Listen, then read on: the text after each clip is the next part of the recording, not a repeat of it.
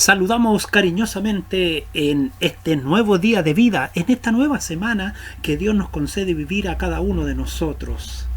Tal vez usted no esté viviendo el mismo tiempo que yo estoy viviendo.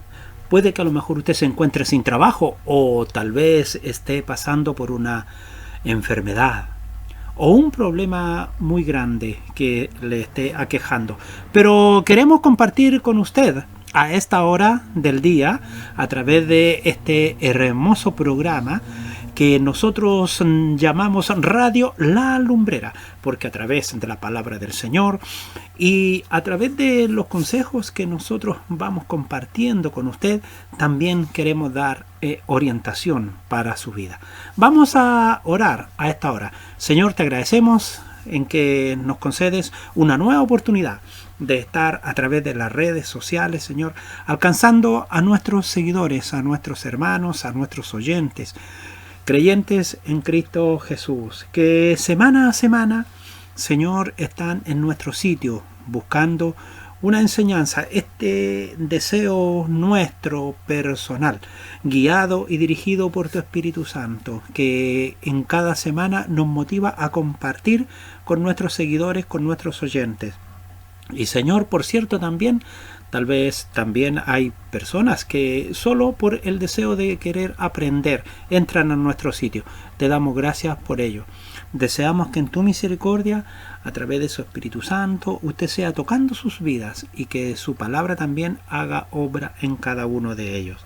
Señor, te rogamos a esta hora del día en que dirijas nuestro programa, que dirijas nuestra voz, de modo que todo lo que digamos sea de provecho y de bendición para cada uno de nuestros oyentes. Te rogamos, Señor, tu bendición en el nombre de Cristo Jesús. Amén. Muchas gracias a cada uno de ustedes, amables oyentes, hermanos en Cristo Jesús, seguidores fieles, participantes ahí en compartir a la distancia, en línea, permanente con nosotros a través de nuestro programa Radio La Lumbrera. Y por cierto, estamos ahora con mi Biblia y un café. Y estamos en el capítulo número 4. Y en el día de hoy continuaremos conversando acerca de el bautismo. Y nuestra pregunta es si es para los niños. Ya la semana pasada estuvimos conversando ahí y colocamos dos pasajes bíblicos muy interesantes y muy importantes, y también estuvimos tratando algo sobre lo que dice la tradición.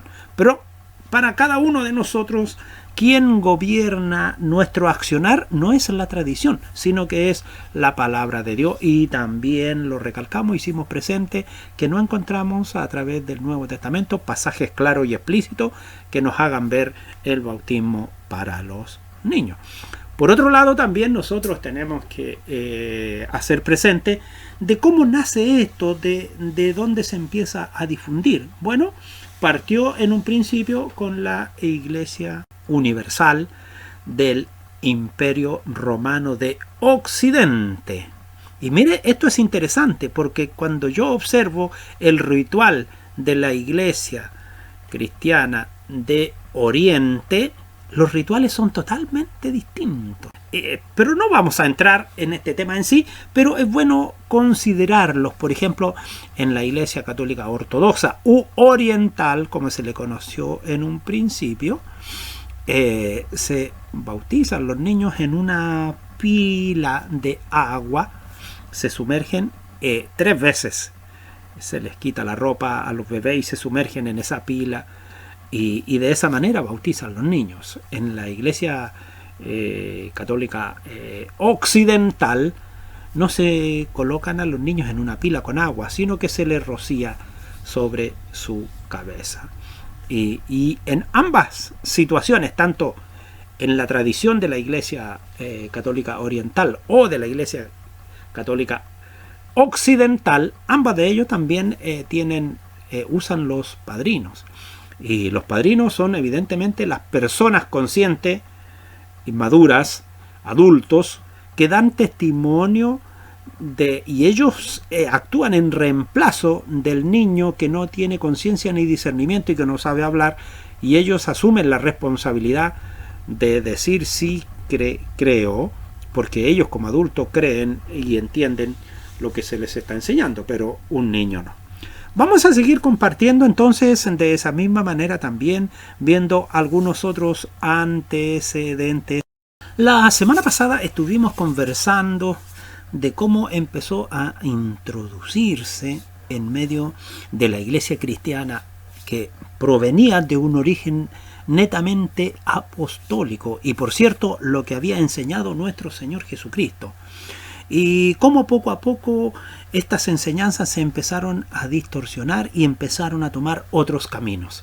Ahora, como estábamos hablando referente al inicio del bautismo de los infantes, vamos a compartir en este día cómo se dio la situación, ahora ya viéndolo un poco más en el tiempo, en la historia, más o menos a partir del año 300 hasta en periodo de la Edad Media, y así fue hasta llegar a los días de hoy, a nuestra edad moderna. Y para ello hubo un hecho histórico que marcó en el mundo conocido de la época, es decir, cuando nosotros nos trasladamos a el año 300 después de nuestro Señor Jesucristo, el mundo conocido era el mundo dominado y gobernado por el Imperio Romano. Y en ese momento, en ese tiempo, emerge allí en medio del Imperio Romano un emperador conocido como Constantino. Y después de unas luchas de poder que ocurrieron allí entre Constantino y otros opositores, entonces sucede lo que nosotros jamás no habíamos imaginado. Lo que en un principio partió siendo una secta y en cierta medida fue perseguida por el Imperio Romano en los 3 primeros siglos, ahora esto que había sido visto siempre como una secta, por considerarse los cristianos como exclusivos y jamás ellos decir y reconocer que el César era el Señor, ahora, después que asume este emperador Constantino, se llega a una alianza. El cristianismo llega a convertirse en la religión oficial del Imperio Romano. Estamos hablando del año 312, luego posteriormente en el 324 ya oficialmente se considera al Imperio Romano como cristiano. La pregunta que evidentemente usted se hace, y la tenemos también, ¿qué tiene que ver esto con el bautismo de los infantes? Note usted la importancia que tuvo en ese momento esta situación que nosotros estamos conversando. Constantino llegó al poder, entonces el cristianismo dejó de estar a escondidas, ya se hizo público. Y en vez de ser considerada una secta dentro del imperio, pasó a ser sinónimo del imperio mismo. Entonces, cada persona en sí era un cristiano por el simple hecho de nacer dentro del imperio. Y note lo siguiente, no era necesario que se tuviera una fe personal en Cristo. Por el hecho de nacer dentro del imperio ya era un cristiano. Es decir, los migrantes vienen a nuestro país y los niños que nacen aquí en nuestro país son chilenos por el hecho de nacer en nuestro territorio. Lo mismo sucedió en aquel tiempo, pero ahora con el cristianismo. ¿Qué sucede entonces? El bautismo de los infantes llegó a ser el vínculo mediante el cual la Iglesia y el Estado quedaron unificados. Aunque el bautismo infantil empezó por algunas razones teológicas, a saber, la tradición y la creencia de que el ritual quitaba la polución de los pecados, ahora se había convertido en una herramienta de poder político. Entonces, los niños podían volverse ciudadanos del imperio sin una decisión consciente de su parte. De igual forma se convertían en cristianos. Entonces, el bautismo de los niños se volvió por ende en una práctica universal. a la vuelta de unos pocos años. Fue así entonces como se inició con una práctica donde el bautismo de infantes se convirtió en un requisito de cumplimiento obligatorio. Y por otro lado, el derecho de la Iglesia de aquel tiempo para utilizar el Estado en la imposición del cristianismo a quienes se les llamaba herejes y que podían ser eliminados y, por supuesto, los opositores masacrados. Pero ya en este tiempo, aquel cristianismo primitivo, enseñado por nuestro Señor Jesucristo a sus seguidores y luego proclamado por los apóstoles, ya no era el mismo. Entonces, ¿qué sucede? El bautismo infantil jugó un papel definitivo en este pseudo matrimonio Iglesia y Estado. Había cambiado tanto la enseñanza doctrinal del evangelio primitivo que fíjense que por allá por el año 800 asume un emperador llamado Carlomagno y posteriormente a él, en ese tiempo, se empezó a perseguir pero denodadamente a aquellos que hacían confesión de fe y se adherían a este cristianismo que era el que provenía a través del ejemplo dado por los apóstoles y eran sometidos a muerte.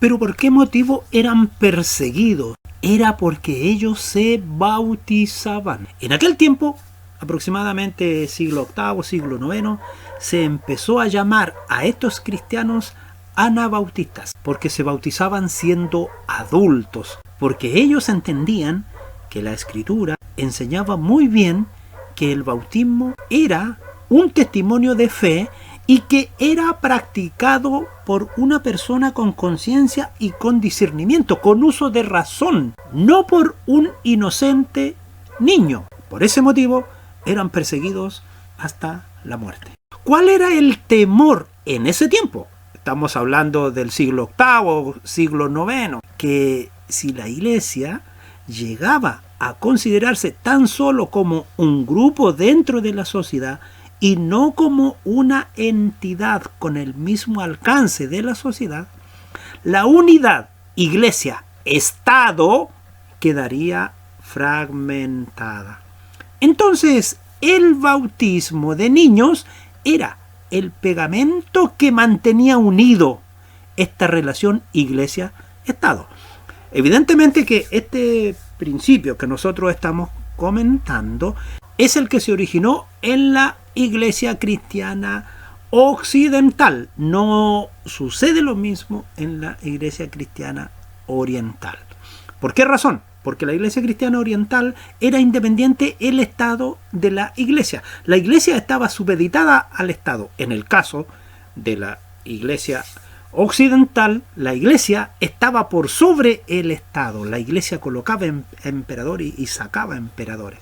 Entonces, la forma de mirar las cosas eran totalmente distintas. Y así pasan los siglos y prosigue este mismo tipo de enseñanza y se fue propagando. Lo que nosotros miramos hoy en día, por ejemplo, en los tiempos actuales, volvemos a recalcar que no encontramos referencias específicas sobre el bautismo de niños en el Nuevo Testamento. Y aunque ha sido esta una práctica en iglesias durante siglos, históricamente estas iglesias han bautizado a los pequeños por los siguientes motivos, entre otros: para asegurar que el niño no vaya al infierno, para asegurar que el niño en caso de muerte no muera como un moro, se decía antiguamente, para empezar el proceso de salvación que deberá más adelante ser sellado por la confirmación, lo que tampoco nosotros encontramos algún indicio en la Escritura, para hacer consciente a los padres o padrinos del niño por medio del servicio bautismal de dedicación, de la importancia de educar al hijo para el servicio de Cristo. Si bien es cierto, esta idea de que la falta de bautismo condenaría a un niño al infierno es por supuesto un pensamiento totalmente ajeno a los propósitos de Dios. El servicio de bautismo de dedicación, por muy hermoso que sea,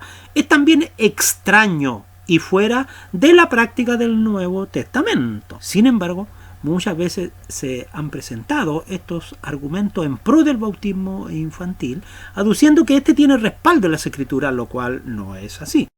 Por eso es que comentaremos algunas citas bíblicas que se usan como un motivo de identificación y de justificación, pero por cierto con muy pocos argumentos para ser totalmente convencidos. Las primeras citas que se usan como argumento para el bautismo de niños lo encontramos aquí en Marcos capítulo 10 del versículo 13 al 16 y que también está registrado en Mateo capítulo 19 del versículo 13 al 15.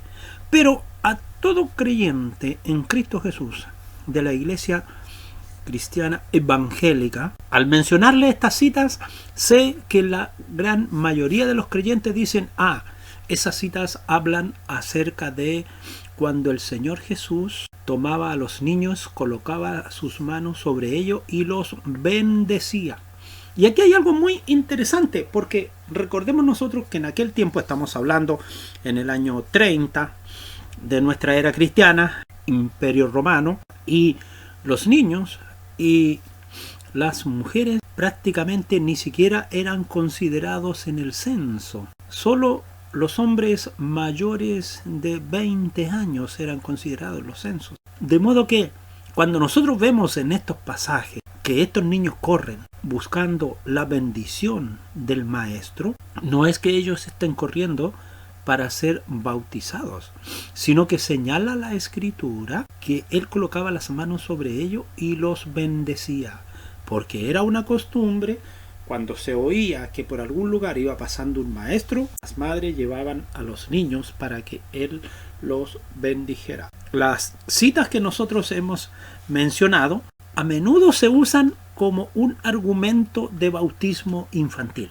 pero aquí nosotros vemos a las madres o los padres tal vez que llevaron a sus niños a Jesús y él les señala: dejad a los niños venir a mí y no se los impidáis, porque de los tales es el reino de Dios. De modo que el Señor Jesús no está diciendo tráiganlos para bautizarlos para que pertenezcan al reino de Dios. Ya están en ese reino.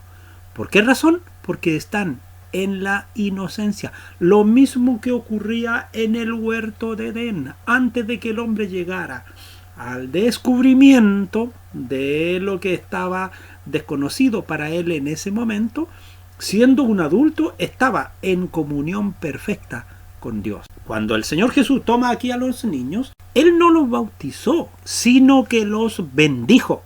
Si los discípulos hubieran practicado juntamente con su maestro el bautismo de niños para salvación, difícilmente se hubieran dedicado a ahuyentarlo como lo estaban haciendo en ese momento. Como se ha dicho en más de alguna oportunidad, aquí vemos al Señor Jesús, pero nada de agua. Y en Mateos capítulo 18, del versículo 2 al 6, es otro texto que también se usa mucho, porque dice: si no os volvéis y os hacéis como niños, no entraréis en el reino de los cielos. Pero hay que recordar que es importante la interpretación histórico, gramatical, textual, ceñida a una hermenéutica y a una exégesis responsable. Evidentemente que aquí se trataba de una ilustración tomando como ejemplo a un niño al que se puso en medio de ellos. Pero el ejemplo se refería a la necesidad de ser humildes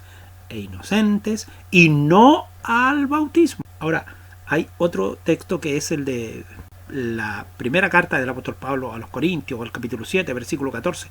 Los hijos de creyentes, dice, uno o ambos padres, son aquí llamados santos.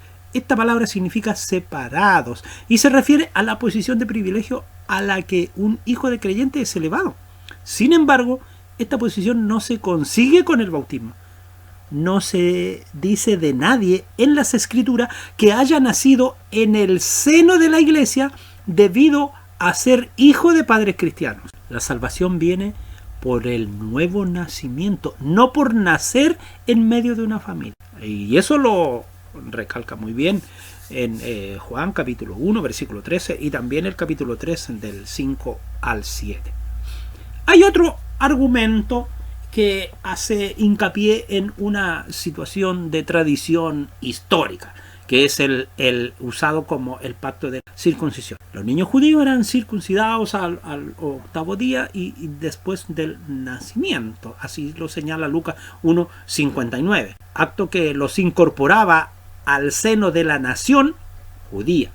De ello se aduce que los cristianos tienen derecho a bautizar a sus niños. ¿Qué hacemos con las niñas? Se cita Colosenses 2, versículos 11 y 12, donde Pablo habla acerca de la circuncisión que viene de Cristo. Sin embargo, lo que aquí tenemos es una referencia a su muerte, por la que pudo quitar el pecado de la humanidad. No hay en este pasaje ninguna enseñanza sobre el bautismo de niños. Y esta misma condición de la circuncisión de los judíos, hay algunas organizaciones evangélicas protestantes que también aducen a la circuncisión para ellos bautizar a los niños. Pero es un error de interpretación escritural y a su vez también es una práctica que no tiene fundamento en la palabra. Un tercer punto es el que se defiende la tesis del bautismo de familia y se argumenta para ello allí la salvación de Lidia, por ejemplo, en Hechos capítulo 16, versículos 14 y 15, la del carcelero de Filipo, que la encontramos allí en Hechos 16, del 30 al 33. El de Crispo la encontramos allí en Hechos 18, versículo 8. De Estefanas la encontramos ahí en 1 Corintios, capítulo 1, verso 16, y capítulo 16 de 1 Corintios, versículo 15. Son ocasiones en las que se mencionan familias enteras que creyeron y se dice que fueron bautizadas. Hay quienes suponen que tienen que haber existido niños en estas casas o personas demasiado jóvenes para creer, pero son suposiciones, porque si fueran personas jóvenes, evidentemente que una persona de 12, 13, 14 años tiene una conciencia y tiene una toma de decisiones. Además, se supone que los tales fueron incluidos en los bautismos, aunque no hay afirmación al respecto en estos pasajes. Igualmente, es razonable, sin embargo, suponer que solo fueron bautizados aquellos que tenían edad para comprender y creer el mensaje de Cristo. Recordemos, la semana pasada mencionamos dos pasajes en el Nuevo Testamento cuando el Señor Jesús ahí encomienda la gran comisión: ir y hacer discípulos a todas las naciones. Y el proceso de hacer discípulos conlleva a una explicación, a una exposición, y el receptor del mensaje tiene que dar una respuesta consciente frente a lo que se le está enseñando. Entonces, suponer que solo fueron bautizados aquellos que tenían edad para comprender y creer el mensaje de Cristo, como parece ser el caso de Hechos 16:34.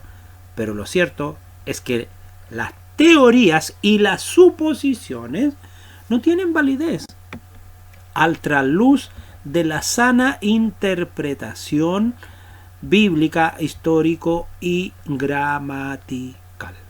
A continuación vamos a compartir algunos puntos de vista que empezaron a surgir en el tiempo un poco antes y posterior a la Reforma Protestante, es decir, siglo XVI. Y uno de los grandes hombres, Ulrico Zwinglio, un suizo, protagonista de los tiempos de la Reforma Protestante, contemporáneo de Lutero, él dijo: dejo quieto el bautismo, no lo llamo correcto ni erróneo. Si bautizamos como Cristo lo instituyó, no aplicaríamos el bautismo a cualquier persona, sino hasta después de haber llegado a sus años de discreción. En ningún lugar hallo escrito que se deba practicar el bautismo de infantes. Y como en aquel tiempo ya era muy firme la persecución contra los adultos, estamos hablando en el siglo anterior a la Reforma, o sea, siglo XV, era muy potente la persecución sobre los adultos que se bautizaban siendo adultos. Y uno de los grandes grupos que fue muy perseguido hasta la muerte son conocidos como los donatistas, seguidores cuyo líder se llamaba Donato, porque ellos, ¿cuál era su pensamiento? Y como es el mío también en el día de hoy, ellos en aquel tiempo creían que la iglesia debe mantenerse pura mediante una devoción y un servicio completo a Cristo y el ejercicio de la disciplina de acuerdo a lo que enseña la Escritura. Por lo tanto, nosotros tenemos que entender que lo que la palabra nos enseña es lo que nosotros debemos de practicar. Evidentemente que estos cristianos llamados donatistas, ellos no podían aceptar en sus mentes y de acuerdo a lo que habían entendido a través de la Escritura, que un infante o un niño o un recién nacido pudiera ser cristianizado, lo pongo entre comillas, por la simple participación inconsciente en un ritual. Decían los donatistas que el bautismo infantil no era más que un remojo en un baño romano. Para ellos la vida en santidad era prueba verdadera de regeneración, como lo tiene que ser para usted y para mí en estos tiempos. De modo que podemos decir nosotros con mucha seguridad que no había en aquellos cristianos de aquella época ninguna evidencia de mentira, ni de engaño, ni maledicencia, sino que todo lo hacían buscando agradar a Dios de acuerdo a lo que enseñaba y enseña hasta el día de hoy la Sagrada Escritura. Estamos hablando sobre el bautismo de infantes ya entrando en el periodo post-reforma protestante. Mire, más o menos por ahí, por el siglo XVI, se reúne una asamblea en Zúrich y que comunicaron que el bautismo, acerca del bautismo de infantes, y dice, abro comillas, la Santa Iglesia, los padres antiguos, los concilios, el Papa, los cardenales y los obispos serán vistos como ridículos y en últimas serán desdeñados y eliminados. Lo que es más, las autoridades del ayuntamiento de Zúrich dijeron que si el bautismo estuviera limitado solo a los creyentes, el resultado sería desobediencia civil e infracción de la ley, falta de unidad, herejía, debilitamiento y disminución de la fe cristiana. Es decir, antes de la Reforma protestante se mantenía el bautismo de infantes sin una mayor oposición en el gran conglomerado de la Iglesia Universal. Pero aquellos creyentes que se mantenían férreos a la fe cristiana primitiva, ellos no lo practicaban. Pero posterior a la Reforma, entonces se empezó una pugna a través del estudio de la palabra, porque la Escritura fue abierta y se permitió el estudio y la lectura y la interpretación a toda la ciudadanía. Dejó de ser uso exclusivo y de estar en latín. Empezó a ser traducida y publicada en los idiomas de los pueblos. Así ocurrió algo muy curioso un 17 de enero de 1525, allí en el ayuntamiento de Zúrich, se notificó al público que todos los padres tenían que hacer bautizar a sus hijos, o de lo contrario serían proscritos. Imagínense. Y luego sale una especie así como de edicto. Todo anabautista, es decir, personas adultas que al creer por fe en Cristo Jesús eran bautizados por segunda vez, porque habían sido bautizados en su niñez como niños inocentes y ahora como adultos ellos creyentes en Cristo Jesús se bautizaban. Entonces, de cualquiera que sea su sexo, dice, ha de ser sometida a muerte por fuego, por espada o por algún otro medio. De esta manera, los niños que eran bautizados contra el deseo de los padres y los que se mantuvieron firmes en sus convicciones y rehusaron someterse a las autoridades municipales fueron ahogados o ejecutados. Pero fíjese que podemos encontrar también, y muy bien lo narra la historia de la iglesia de aquel tiempo, cuál era el pensamiento de Lutero respecto al bautismo de los infantes. Primero tenemos que reconocer que él era monje, por lo tanto él estaba afiliado a la Iglesia Católica Universal, y aunque él protestó hacia los abusos que estaba cometiendo la Iglesia, en su esencia él siguió siendo católico. Aunque Lutero fue el detonante de la Reforma, sin embargo, nosotros tenemos que tener presente que su formación era católico apostólico romano. Por lo tanto, en el momento de decidir, le faltó resolución. Lutero dijo: no existe evidencia suficiente en las Escrituras para justificar la introducción del bautismo de los infantes durante la época inicial del cristianismo, después del periodo apostólico. Pero, dice, es tan evidente en la actualidad que nadie se puede aventurar en buena conciencia a rechazar o a abandonar el bautismo de infante que ha sido practicado durante tanto tiempo. Es decir, le faltó a Lutero resolución para decir: no creo y no acepto el bautismo de infante. Bueno, en el día de hoy la Iglesia Luterana bautiza a los infantes y también bautiza a los adultos. Es decir, si una persona siendo adulto se incorpora a la Iglesia Luterana, es bautizada. Y lo hacen ya sea por aspersión o por inmersión. Y si nace un niño dentro de la Iglesia Luterana, lo bautizan como es el procedimiento tradicionalmente conocido. Hoy en día las iglesias luteranas enseñan que los infantes deben ser bautizados para ser regenerados, y la liturgia del bautismo dice lo siguiente: nacemos como hijos de la humanidad caída, en las aguas del bautismo nacemos de nuevo como hijos de Dios y herederos de vida eterna. Algunos luteranos bautizan a infantes que no se espera que vivan, creyendo que este acto asegura su salvación eterna. Ahora, ¿qué podemos decir? Ya hablando en el siglo XVI, siglo XVII, ¿cuál era la opinión respecto al bautismo de Calvino? Al igual como lo fue el suizo Zwinglio, Calvino encontró una relación análoga entre la señal de la circuncisión del Antiguo Testamento y la señal del bautismo en el Nuevo Testamento. Él asoció estas dos cosas. Y el rito de la circuncisión prueba que las bendiciones de Dios son dadas a los hijos tanto como a los padres. Era la opinión que tenía Calvino, puesto que el pacto en sí no cambia. Entonces, ¿por qué deben ser excluidos los infantes de esta bendición? Eso era la posición que tenía Calvino. Sin embargo, respecto al bautismo de infantes, que es nuestro tema en comento, Calvino presentó una sugerencia un poco más sustentable. Él decía que el bautismo no efectúa la regeneración de los infantes, sino que solo significa que las semillas del arrepentimiento quedan sembradas en ellos mediante la obra secreta del Espíritu.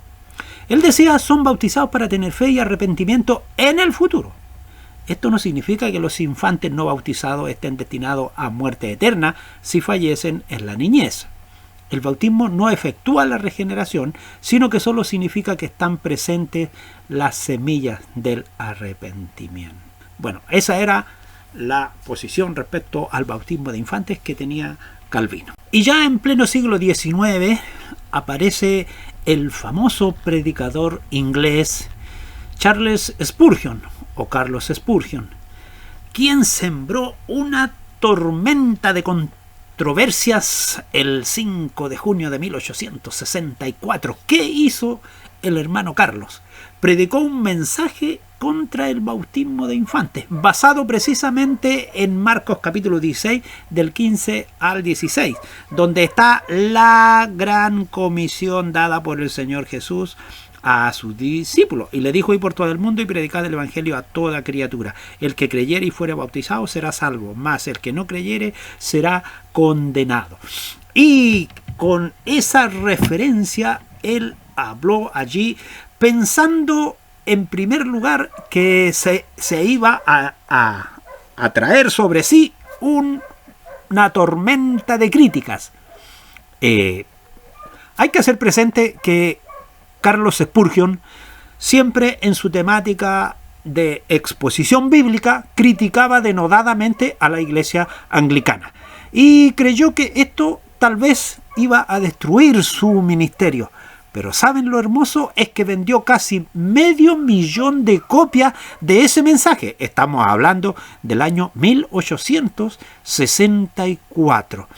Él hizo referencias al Catecismo de la Iglesia de Inglaterra a fin de probar que en ella se enseña que es por medio del bautismo infantil que el recién nacido queda convertido en miembro de Cristo, Hijo de Dios y heredero del reino de los cielos.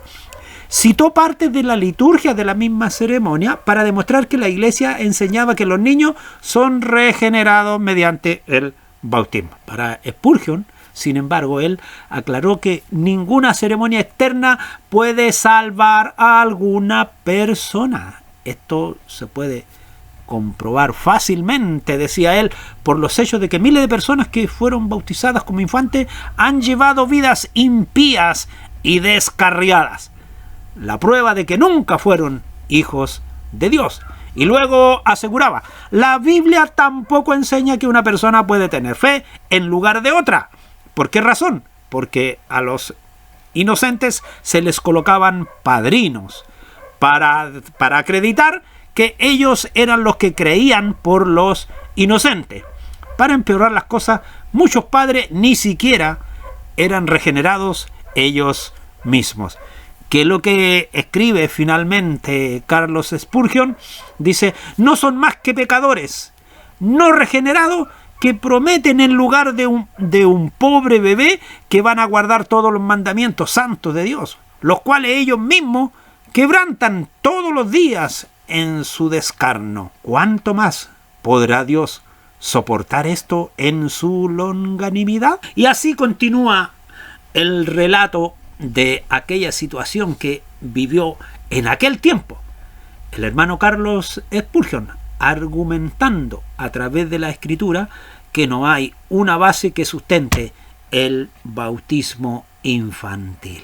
Nosotros sabemos, de acuerdo a los registros históricos de Carlos Spurgeon, que él creía fehacientemente que los infantes cuando mueren van al cielo, pero esto no de que a que nazcan inocentes o a que el bautismo quite sus pecados, sino que es gracia a Dios quien en su misericordia pone todos sus pecados sobre Cristo. A fin de cuentas, la salvación de todos los infantes está en las manos de Dios y no en las manos de un hombre que administra un ritual. Y bien, amables auditores, queremos dejar hasta aquí nuestra exposición porque ya es nuestro tiempo cumplido y evidentemente que nos están indicando que nuestro programa está llegando a su fin. De modo que vamos a orar para ir cerrando este tiempo. Soberano Dios, te agradecemos porque nos concedes este tiempo de compartir con nuestros oyentes. Te damos gracias por el programa que estamos realizando. Esperamos, Señor, que sea de instrucción, que pueda no solo dar a entender a nuestros seguidores y oyentes la importancia que tiene la lectura de tu palabra y una sana interpretación, Señor. Gracias te damos por lo que hemos creído genuinamente en la obra redentora de tu Hijo Jesucristo y que confiamos, Señor, que cuando tenemos conciencia y discernimiento podemos invocar tu nombre sin necesidad que haya un intercesor por nosotros, sino que lo hacemos delante de ti a través de Jesucristo nuestro Señor y Salvador. Padre de los cielos, tu bendición sobre cada vida y sobre cada corazón, sobre cada uno de nuestros oyentes. Te lo rogamos en el nombre de Cristo Jesús. Y amables auditores, por fin me voy a preparar un café. Porque con mi Biblia y un café nos vemos la próxima semana si Dios nos concede salud y vida.